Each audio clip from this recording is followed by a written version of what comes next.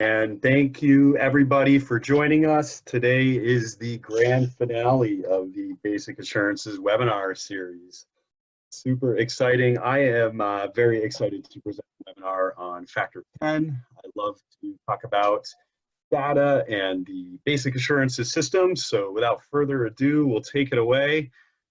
I want to start out by just engaging you in a bit of conversation, and I want you to think about, what does quality look like at your organization?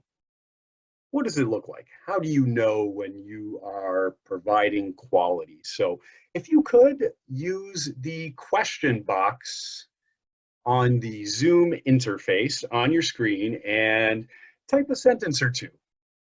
What does quality look like at your organization? Okay, so we're going to come back to that in just a few moments. So the Council on Quality and Leadership, our vision is a world of dignity, opportunity, and community for all people. CQL is dedicated to the definition, measurement, and improvement of personal quality of life. So today we're going to be talking a lot about measurement. That's really what Factor 10 is all about. It's about measurement. At CQL, we want to challenge all organizations to continue to move forward, to continue to enhance the quality of supports provided to people that receive your services. And it really is about the journey. It's about always moving forward and always trying to do better. We take a lot of pride in this aspect of partnership. So we partner with organizations to constantly improve quality, and we are all about looking for opportunities rather than deficiencies. So we want to use the strength of organizations to build capacity and to build better supports. Okay, so now for some responses. Let's see what you all said. What does quality look like at your organization? Megan, if you wouldn't mind sharing some of those with us. Sure. Katrina says quality to me looks like the people that we support being delighted with their lives and the services that we are providing. This also includes staff. That's great. Tanya says quality looks like having enough well-trained staff to provide appropriate supports for people receiving services. And Sharon says people achieving what really matters to them. Oh, this is a good one. Quality looks like ongoing work in progress. I love it. You want a few more? Sure. Okay. A constant commitment to reviewing services and updating them to achieve better quality of life. Mm-hmm. Quality means meeting the expectations of people receiving services and ensuring they have opportunity to have life experiences that are typical. Okay, well, thank you all for sharing and playing along, and you're all right. Certainly, that would define quality for me as well. And that's really what today's presentation is all about, defining quality so we can see smiley faces and happy people. And if we can get the slide to advance, then I'll be happy as well. Otherwise, Zoom is playing tricks on us today, Megan. So there it is. All right, so I really want to try to keep it simple. We understand that Factor 10 can be complex. We're talking about data, and a lot of us work in human services because we hate math and we may not like data. But really what this is all about is measuring quality, okay? It's as simple as that.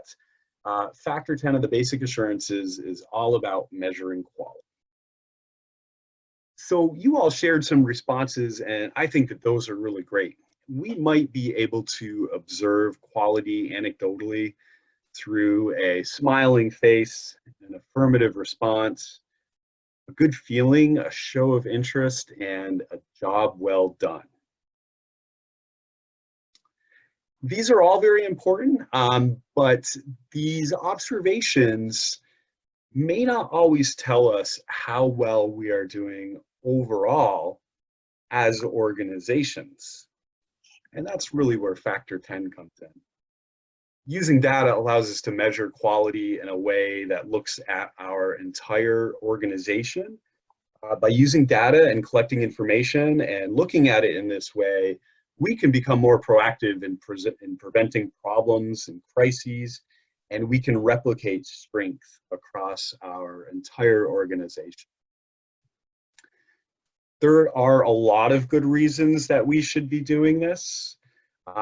Chances are you are already doing this to some extent. You may or may not realize it, but you're probably already doing it to some extent. Some of the reasons why we should use data and collect information and look at it holistically. First and foremost, it improves people's lives. We really could stop there. I mean, that's really what it's all about. So we could probably just stop there and not go through the rest of these, but I'm going to anyway. It helps us to make informed decisions. So while the anecdotal evidence, the smiley faces, jobs well done, while those things are great, good data provides indisputable evidence. We may come to an incorrect conclusion based on anecdotal evidence. So good data helps us to look across our organization and really get a true sense of how well we're doing and where we need to improve. It helps us to become more proactive. So we can become proactive and effectively determine the cause of problems. We can look at correlations. We can look at the relationships between things that are happening in different areas. We can look at, for example, our staff turnover numbers affecting things in other areas. Are our medication errors increasing because of our staff turnover? Or are we having safety concerns because of staff turnover? So we can draw those correlations based on looking at that data across different programs, departments, and locations within our organization. This will allow us to replicate strength as well. So when we are able to identify high-performing areas, we can figure out what's going right, what's bringing that strength, and try to replicate it elsewhere. And finally, financial sustainability. Funding is increasingly outcome and data driven. This has already happened in a lot of other fields, and our sector is going that way as well. So increasingly, funding is tied to data and to outcomes.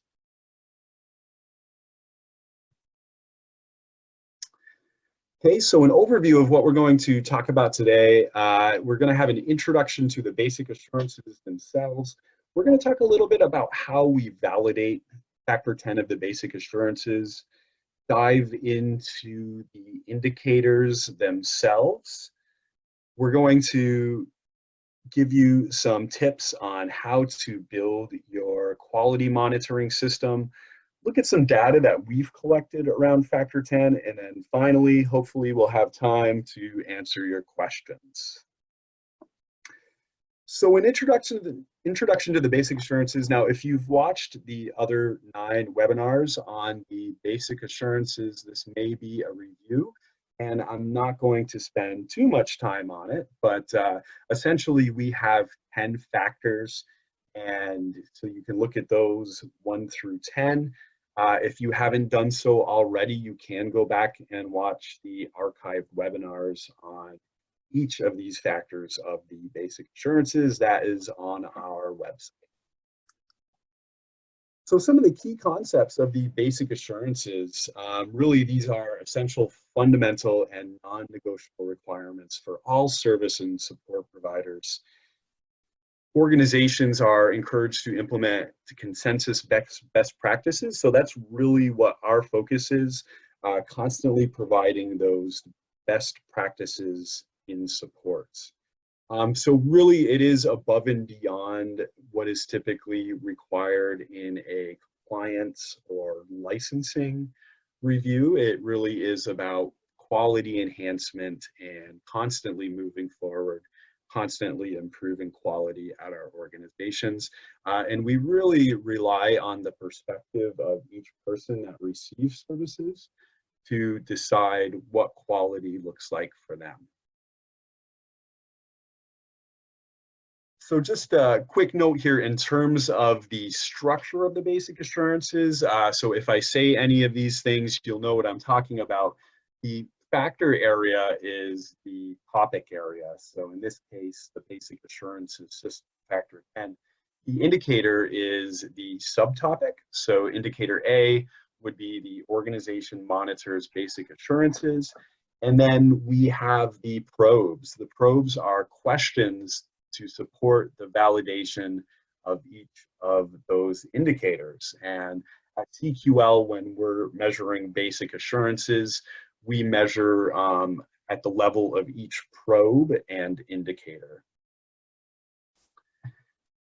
Okay, so we're really looking at system in practice. So we look to see, do organizations have a system that promotes the practice in any given area? So systems are those organizational supports that provide the structure for the practices.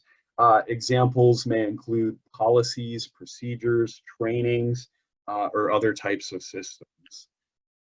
The organizational practices is what is observed in daily operations. And again, it's based on the perspective of the person. So that demonstrates how well the organization's systems are put into action, how well they are implemented. Okay, so some of the process and evidence, we look at certain things when we are validating basic assurances, and we do this for all of the basic assurances factors, and factor 10 is no different. So when we're working with organizations to take a look at this, we're going to do certain things. One of the things that we're going to do is document review. So we may look at the policies and procedures around factor 10. We're going to look at committee meeting minutes and then the actual factor 10 plan itself that includes all of the data that the organization has collected. We always do a factor review around each one of the factors. So we will have a group of organizational members and we'll examine it. We'll have an opportunity to ask questions, and we have a collaborative conversation to share best practice around each of these areas. So for factor 10, we ask organizations to present their basic assurances, their quality monitoring plan. Okay, so now we want to dive in here to each of these indicators and talk a little bit about them. I know that factor 10 is complex, and some of these probes are complex as well. So I wanted to spend some time examining them and talking about them just a little bit. So indicator A, the organization monitors basic assurances. So really this is your strategy for monitoring basic assurances. This can be a policy or procedure. So that's one of the things that we look for. Do you have a policy and procedure that describes your plan to monitor for the presence of basic assurances? So we look to see that you have that. It's good to map that out and describe how you're going to monitor quality across all of the different systems. And more on that in a little bit. We'll talk a little bit about how exactly you should do that. And then probes 2 and 3 in this area really are about delegating responsibility and creating accountability for implementing the plan, designing the plan. So you're going to want to identify key positions. You're going to identify who is collecting the data around health. right? Maybe it's your nurses. Who is collecting the data around your staff resources? Maybe that's somebody in HR. So it's going to have the timelines attached to it too. When is this data due? How often is it collected? Whose responsibility is it? The fourth probe here really is a value statement. So in your policy or procedure, you can have a statement that outlines your values in this area, that your organization is committed to monitoring quality, promoting quality, and enhancing quality. Probe number 5 really just means that your strategy here should be holistic. Okay, so we're not looking at individual staff performance, we're looking at organizational outcomes. And there's a big difference there. So we're looking at whole teams of people, we're looking at entire systems, not just individual staff members.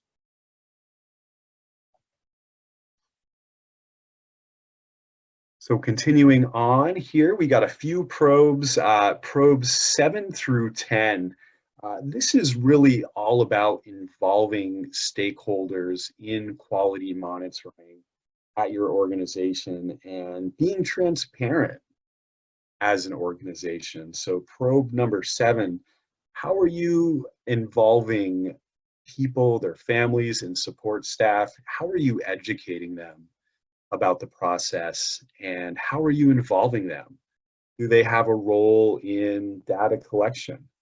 Do they have a role on your quality committee? So what is their role? How do you involve other stakeholders? So people that don't necessarily work for the organization. And then how do you share data that you collect? You should really have a strategy for that. While you may not want to share all of the data that you collect as part of quality monitoring, there is some opportunity to share some of it. I wouldn't necessarily suggest that you share all of it because people may not have the context to place that data into, but it is a good idea to share, to talk about your challenges, talk about your strengths, share some of that data that's collected. And then finally, is the plan modified with the input of people, families, and support staff? So again, involving people into the implementation of the plan itself. Get people involved on the committees and get people involved in the collection of the data.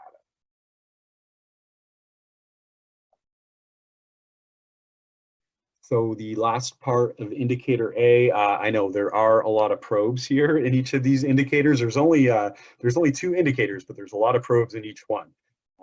So probe number 11, are basic assurances evaluated at least annually for each person? So looking at each person at your organization, and that you can look at this data in aggregate. And there's a few different ways to do that. So if you're using the personal outcome measures, you can collect data around the personal outcome measures. Safety assessments are a good way to collect data, rights assessments, maybe you do surveys. So those are all examples of how you can monitor that for each person at your organization. And then as these other probes mentioned here, looking at all of that data in aggregate.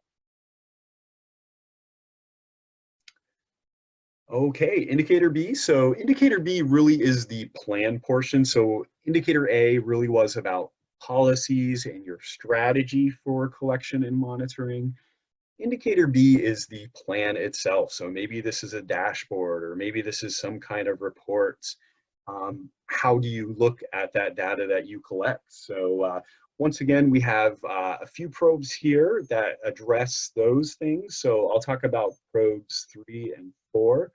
Are measures identified that indicate the presence or absence of important elements, and are the data sources and methods of collection identified for each measure? So what data or other information do you have to support whether or not assurances are in place? So we'll talk a little bit more about this later. I'm going to give you some examples of the data that you can be collecting to monitor each of those elements, each of those areas. Just a quick example, so if we're looking at the area of safety, factor 6, you might be looking at injuries, right? You might be looking at maintenance reports or maintenance response time, that kind of thing. So what data do you have to evaluate each of those areas? Okay, and so probe number 6, we see it again, a delegation and accountability, just like we talked about in the first indicator. This is all about delegating that responsibility, creating the accountability, the timelines, and making sure that we have that in place. Okay, and so probe number 10 and probe number 8 really are about being holistic. So using all of your data and making sure that it is interrelated across all of your various systems at your organization.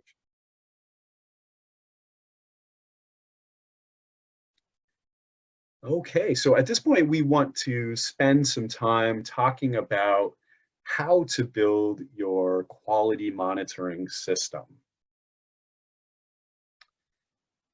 So really there's 3 primary components here. So as we talked about with indicator A, you should really have a policy or procedure or both that describes your plan for monitoring quality. Again, so this is your strategy. You're going to use that policy or procedure to map out how you're going to monitor quality, what data are you going to collect, who's going to be responsible, your timelines, and what that's going to look like. And then, so our second component here is the plan itself. So that's really what indicator B is all about. And then finally, we have a mechanism for review and analysis. Now, when I say mechanism, that can mean a number of different things. We'll talk about that in a moment. So your policy and procedure, what's that going to look like? Okay, so again, some of this is going to be review, but just so you have it, our policy procedure is going to map out what data and information will be collected in relation to each of the basic assurances. More on this later. I'm going to give you some examples of that, some possible data sources. Who is responsible for collecting each piece of data? So again, creating the accountability. Who is responsible for the analysis? So the quality monitoring mechanism, again, we're going to talk about that in just a minute. Your timelines for collection and analysis, and who is responsible for the actions associated with that analysis. You also want to have some strategies for involving stakeholders. So who's going to be part of this effort? How is information going to be shared? And then finally, you always want to have that value statement that outlines your values and your vision in this area. So when building your plan, you should consider the following goals. Again, you really want to be holistic. You want to try to capture data and information from a variety of different sources, so you can look at trends, see if trends are lining up, identify those correlations between what's happening in different programs and systems. You should really make it so it is understandable by everyone, not just the administrators. Okay, and so when we are working with organizations in development of Factor 10, obviously the expectations for capacity and expertise of analysis are greater for organizations with greater resources, organizations that support greater numbers of people. And we would expect that those organizations are probably going to have more data to look at as well. And that doesn't mean that the systems at smaller organizations are any less effective. You might be able to gather the same information and come up with the same causes and have similar responses based on on less data because your organization is smaller. But if you are a larger organization, you're going to need a more complex system in order to be able to monitor quality. So just a suggestion in general, really, you should just start with what you have right now. These systems tend to evolve over time. The more you look at it, the deeper you get into it, you're going to realize there may be other things that you want to look at, or maybe there's some things that you're looking at now that you no longer need to look at because it's not helpful for you. Okay, so these systems really do tend to evolve over time, and that's okay. It's going to get better over time, but we do suggest that you start right now and allow it to grow along with your organization. So plans come in many different shapes and sizes. I've seen quite a few different examples of quality monitoring plans. And again, you know, different organizations do different things. One is not necessarily more effective than another, but there's a lot of different ways of doing it. So I want to show you some examples. This one was shared by our friends at AHRC New York City in New York, New York. And you can see, so this is factor 8 that they are looking at here. And you can kind of see what they're attempting to measure here. So they have a bit of a narrative explaining what's going on, explaining their efforts. And they are looking at person-centered planning. So they are making some efforts in the area of person-centered planning, and they are measuring how well it's going, right? So, so you can do that if you have a new initiative at your organization and you want to see how well it's going. It's a good idea to get some baseline data and then keep on measuring to make sure that what you're doing is working. So that's one example. And then an example also from AHRC in New York City. You can see here that they are measuring safety. So looking at safety related incidents in both certified and non-certified settings. They're looking at people supported serving on safety committees, employee driving violations. So you can kind of get an idea. They're looking at a lot of different things in this area. So here's an example from our friends at Ability Building Services in Yankton, South Dakota. And again, this one looks a little bit different, bit of a different format, but equally as effective. So you can see what they are measuring here. Rights protection and promotion. So they're looking at data generated by their Human Rights Committee, looking at guardianship. Factor 2, they're looking at their grievances, their employment reports, and they are looking at that data right alongside their personal outcome measures interviews. So also from Ability Building Services, we have factor 5. So they're looking at health. So hospitalizations, number of medication doses given, medication doses giving an error. So again, they're able to look at health holistically by looking at their data. And you can see here they are looking at 4 quarters worth of data. Okay, another example courtesy of the Advocacy and Resource Center in Plattsburgh, New York. So they are measuring people managing their own healthcare. I think that's really great. Again, they are looking at 4 quarters of data, measuring a few different things: people who choose their own primary care physician, people who schedule their appointments, communicating their priorities to their provider, people administering their own medication, and people that manage their own health care. So also from the Advocacy and Resource Center, they're looking at data from exit interviews, as well as stay interviews. So doing interviews with staff that choose to stay, as opposed to just interviewing staff who are leaving, and figuring out why staff are staying. So again, a few examples there just to kind of give you an idea of what these plans look like, what other organizations are doing in their quality management systems. And now I want to talk about possible data sources. Again, these are not designed to be all inclusive, and there may be other data that you want to collect that I haven't mentioned here.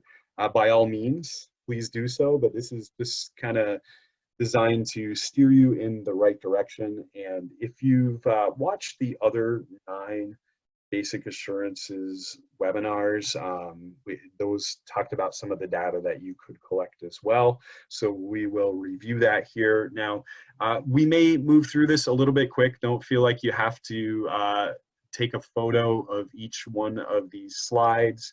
These slides will be available later on our website.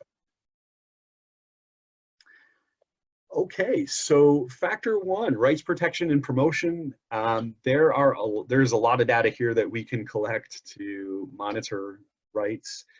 A lot of that is going to come from the Human Rights Committee, so restrictions utilized, restorations, restrictions approved and not approved, the percentage of people that are attending Human Rights Committee meetings, and advocacy. That may be more abstract, but you can try to measure that as well. We can look at training for staff and people supported in the area of rights. Percentages of people with guardians and rep payee. POM, so people exercise rights, people are treated fairly. So factor 2, dignity and respect data. All right, so we can look at grievances and complaint data, the number of people who are working in integrated employment settings, the number of people that are earning at least a minimum wage. I would encourage you to measure that at your organization. Percentage of people with entrance door keys, percentage of staff who are trained to promote dignity and respect. Oh, we already said employment, okay. And then the personal outcome measures, people are respected, people choose where and with whom they live, people choose where they work, people choose services, those all correlate in this area. What we find is that some organizations choose to group their personal outcome measures in different areas, and that's okay. As long as you're looking at that data, we are fine with that. If you want to put them somewhere else, then that is totally fine with us. So with natural support networks, there's quite a bit of data that we can look at here. So we can look at some of the individualized assessments that we do for people that we support. We can look at how our organization is using volunteers, how people are using technology, and then of course, personal outcome measures that are connected to this area. We have people are connected to natural supports, people have friends, people have intimate relationships, people perform different social roles, and people interact with other members of the community. Factor 4, once again, there's going to be a lot that we can look at here. A lot of that might come from our incident management system. So we can look at the incident management system itself and all of the data that that generates. We can, if we have an incident management committee, we can look at the data generated from that. We can look at training for staff and people supported, and that's an area that organizations miss a lot of times. We find is that staff receive a lot of training in this area, and then people receiving supports don't receive any at all. So it's important to train the people you support as well, so they can keep themselves safe from abuse, neglect, mistreatment, and exploitation. So data on injuries, known and unknown deaths, restrictive interventions, any external reviews, we can use data from that. And of course, we have personal outcome measures. People are free from abuse and neglect. We can also look at people are safe in this area, or we could look at it in factor 6, which is safety. It is up to you. Okay, so factor 5, best possible health. There is going to be a lot of data in this area as well. We can look at our medication errors. I encourage you to look at them as a percentage of total medication passes or total number of medications administered, just to place that into context so you know what percentage of error you have as opposed to just the raw number of medication errors. So data regarding people managing their own healthcare, just as our friends at the Advocacy and Resource Center are doing. Hospitalizations, we can look at ER visits, sick days, illness and hospitalizations, the use of PRN medications, again, external reviews and personal outcome measures. People have the best possible health. Okay, so for safety, there's going to be a lot we can look at here as well. Review of safety committee meeting minutes. We can look at our policies and procedures on disaster preparedness, emergency planning, and internal inspections. Training that we are delivering for staff and people receiving support. Any data that we're generating on emergency drills, evacuations, external and internal inspections, and any external reviews, and finally, personal outcome measures. People are safe, people use their environments. Factor 7, staff resources and supports. We can look at hiring and turnover in our organization. We can look at satisfaction surveys. Satisfaction surveys may generate data for a lot of other areas as well. This is just one place that you can look at it, but depending on the questions that you're asking, you can create data that will help you in other areas as well. One of the things that I would suggest for surveys, a lot of times we see organizations having surveys that are a rating scale, 1 to 5. You know, are you satisfied? Are you happy? And a lot of times we see that those surveys come back and 99.9% of people say that they are happy with everything, satisfied with everything, and we never really know why. So I would challenge you to take a look at your surveys, make sure that your surveys are bringing value to your organization. Consider asking open-ended questions and getting a narrative. And you know, if what you're doing is not working well, then don't waste your time. Don't waste the postage. Figure out something else that brings more value. Okay, so we can look at training curriculum, pre and post tests. So we can look at competency evaluations that we administer to staff, and then the training evaluations themselves, staff training records and performance evaluations, and the personal outcome measures of people experience continuity and security, and people choose services. Factor 8 is about positive services and supports data. So this really kind of covers two distinct areas. It really looks at person-centered planning as well as behavior supports in the use of psychotropic medications. So in this area, we might look at restrictive interventions, psychotropic med usage, person-centered goal attainment, people running their own meeting, just like our friends at AHRC looking at the person-centered planning process. We can look at training for staff and people supported, incident management data, and finally, personal outcome measures. In this area, people choose personal goals and people realize personal goals. Some good data around Factor 9. We can look at organizational financial reports, fiscal audits, and really looking to make sure that our organization is in good shape financially. And we can also look at the participation in organizational governance by people receiving supports, families, DSPs, community members, and other stakeholders. That's a good thing to measure to see what kind of involvement you're getting from people that don't necessarily work for the organization.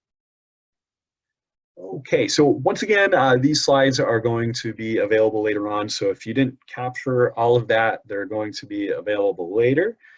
And so we're going to keep on moving forward here. So I wanted to talk a little bit about the mechanism for collection, analysis, and action. So we have our policy or procedure.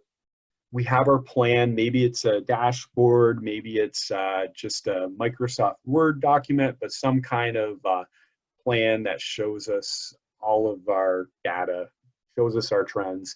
So finally, we need this mechanism to be able to look at that data and establish trends, to be able to analyze it and to take action. Okay, so once again, that policy and procedures is going to establish the accountability here. But oftentimes, this mechanism is going to be a committee. So your committee, once again, these committees tend to look different, but what we see most typically is a committee that consists of leadership, people supported, frontline staff, and stakeholders. You really want to try to round that out as much as possible. You want to have a variety of different perspectives in the room, and you want to have people that represent different programs, different areas, different systems within your organization. Okay, and you should really have a defined meeting frequency. So typically, again, just depending on the size of your organization and how quickly things are changing for you, you may want to meet monthly, or maybe you want to meet quarterly. I would suggest that you meet at least quarterly, because you're going to want to be proactive, okay? So if you're only looking at this stuff annually, you may miss something that's really important. So I would suggest at least quarterly for your mechanism, your quality committee. As with all of your other committees, you should really maintain a record, what's being reviewed and what's being done. So when you do see that data that maybe you find an area that you think that you could be doing better in, making sure that you record what you're going to do about it. What are you going to try? Okay, so some meeting minutes for that committee as well. All right, and finally here, just want to look at some of the data that we've collected at CQL around Factor 10 itself. As many of you probably know, we have a database at CQL called Portal, and when we do accreditations at organizations, organizations will enter their data into the portal, and then CQL staff will go in and validate the different basic assurances indicators. So we've been able to collect quite a bit of data around each of these basic assurances factors, each of these basic assurances indicators, and we're able to share some of that with you now. So overall, this is definitely an area where some organizations struggle. We do understand that this area is complex. We're talking about data, we're talking about systems. And so what we find is that for indicator 10A, only 29.7% of organizations have this system present. For indicator 10A for the practice, only 22.5% of organizations have this present. The system of 10B, 26% of organizations have this present, and then the practice, 20.6% of organizations have this present. So if you were finding yourself struggling in this area and didn't really know what to do, you are not alone. I hope that this webinar will help you, and certainly I'm going to provide my contact information at the end. You can always feel free to reach out to me or one of the other CQL staff, and we would be happy to chat with you to help you to be successful in this. So this data here is a look at the discrepancies between the organizational review and the CQL review. So typically what we find is that organizations tend to overstate the presence of basic assurances indicators. And factor 10 is no different. We find that it's a bit of a range here, but between 42% and 45% discrepancy between what organizations say and what CQL ultimately finds in our validation.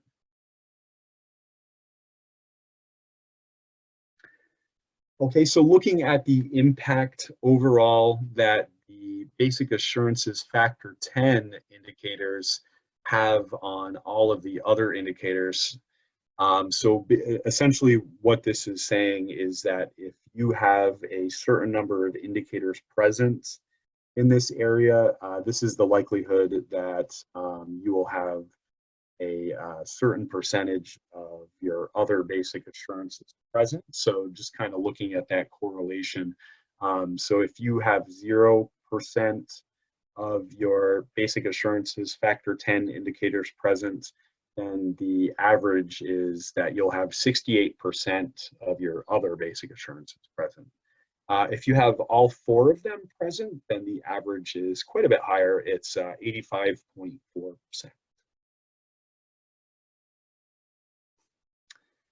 Okay, so some of the most impactful probes, again, looking at the impact that the basic assurances in this area has on all the others. You can kind of see the spread there.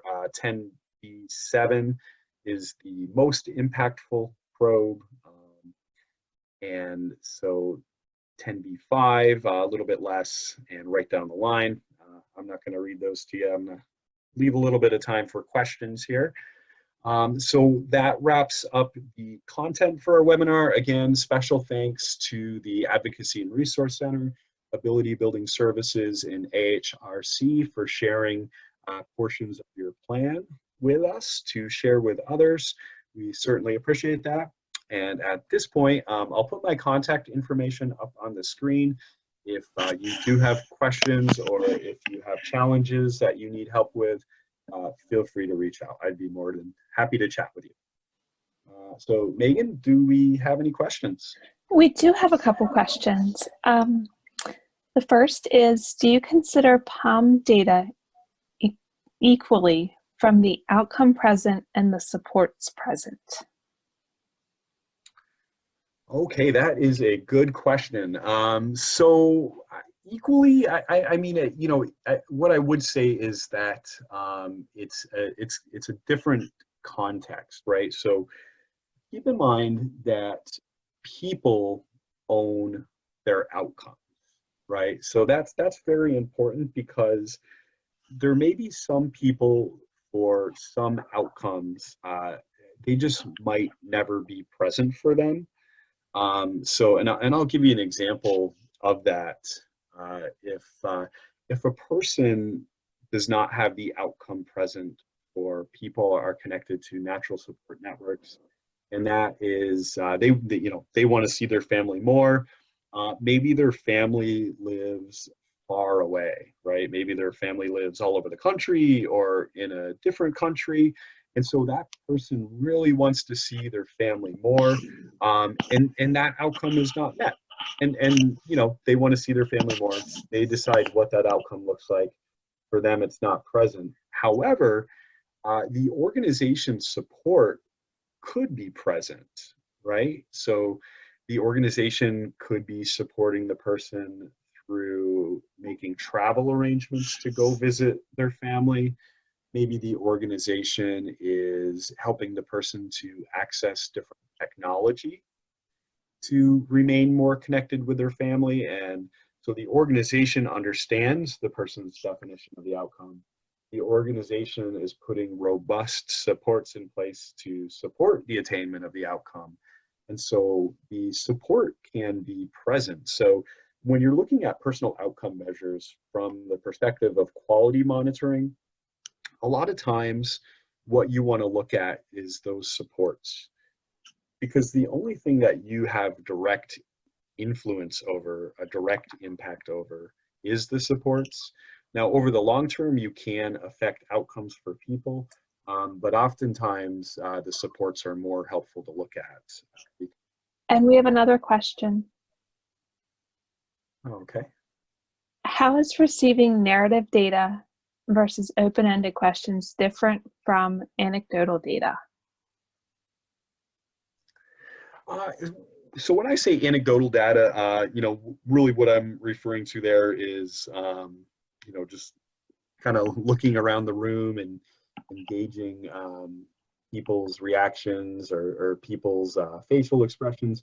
I think the advantage of doing a survey with open-ended questions is that you have a process to measure an entire group of people. So maybe you're sending a survey out to all family members, right? So your family members are going to respond back, and based on their responses, you can identify certain trends. So it's not data, it's not numbers, but it is helpful information.